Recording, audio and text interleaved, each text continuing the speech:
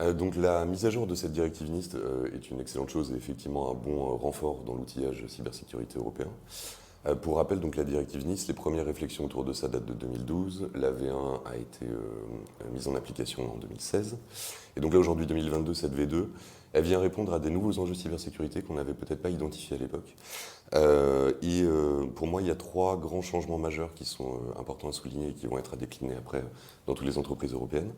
La première, c'est une obligation de signalement de tout incident de sécurité, histoire d'éviter ce qu'on a pu voir pas mal ces derniers temps, c'est-à-dire des entreprises qui communiquaient peu, pas, qui niaient parfois l'existence d'un incident de cyber, alors qu'on sait aujourd'hui que partager l'information est un des premiers leviers de lutte contre la cybercriminalité. Ça, c'est le premier sujet. Le deuxième, il y a une obligation désormais d'audit de ses fournisseurs. Parce que là encore, beaucoup d'attaques viennent par des chaînes logistiques ou des chaînes, en tout cas des fournisseurs extérieurs, quels qu'ils soient. Et aujourd'hui, maintenant, il y a une obligation d'audit de ces fournisseurs sur leur niveau de cybersécurité. Et enfin, dernier sujet, et non des moindres, aujourd'hui, cette directive responsabilise aussi plus le top management des entreprises, c'est-à-dire a sorti un petit peu la cybersécurité du contexte un peu technico-technique pour la ramener devant les responsables de l'entreprise.